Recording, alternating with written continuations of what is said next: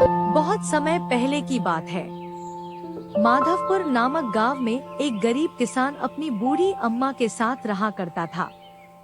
उसके पास एक छोटी सी जमीन थी जो कि बंजर हो चुकी थी। फिर भी वह दिन रात उस पर मेहनत करता था। मोहन बहुत ही मेहनती और ईमानदार था। वह एक आत्मविश्वास से भरा हुआ व्यक्ति था जिसे ना हालातों से डर लगता था ना ही लोगों की बातों से।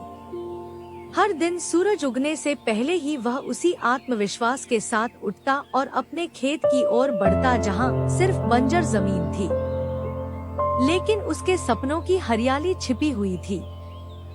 उसे यकीन था कि एक दिन उसकी मिट्टी उसे जरूर जवाब देगी, सोने जैसी फसल बनकर।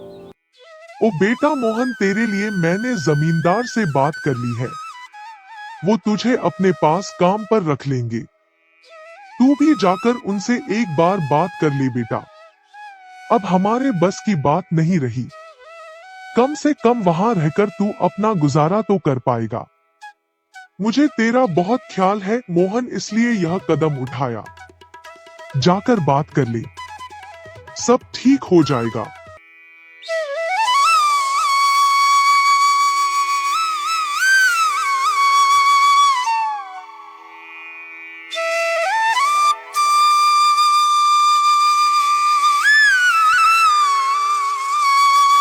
अम्मा, तुमने क्यों बात की वहाँ?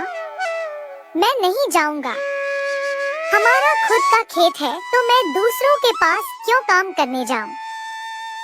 मैं गरीब सही मगर खुददार हूँ। मैं अपनी मिट्टी में पला हूँ, उसी में पसीना बहाऊंगा। चाहे जितनी भी मुश्किल हो अम्मा, मैं अपनी ही जमीन पर मेहनत करूंगा। किसी और की नौकरी नहीं करूंगा। अरे मोहन, उस बंजर जमीन में क्या उगाएगा तू? वो जमीन अब बिल्कुल बेकार हो गई है बेटा। ना उसमें नमी बची है ना जान। तू अपनी जिंदगी यूं ही जाया कर देगा। उस जमीन को संवारते संवारते मैं जानती हूँ तेरा हौसला बड़ा है, पर बेटा हौसले से पेट नहीं भरता। तू मेरी बात मान ले। वो जमींदार कम से कम तुझे रोज की रोटी तो देगा। अपनी जिद छोड़ दे बेटा। तू थक जाएगा पर वो जमीन कुछ नहीं देगी तुझे। अरे अम्मा, तुम बेकार में ही इतनी परेशान हो रही हो। देखना, एक दिन मैं उसी जमीन से सोना निकालूंगा।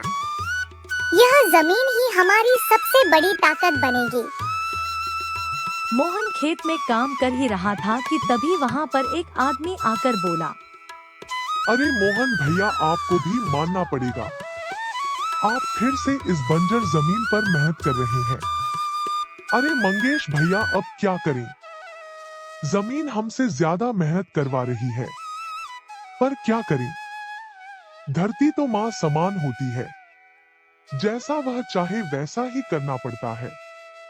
कभी सख्त हो जाती है, कभी चुपचाप सब सह लेती है, कभी बीज को छुपा लेती है तो कभी उसे जीवन दे देती है।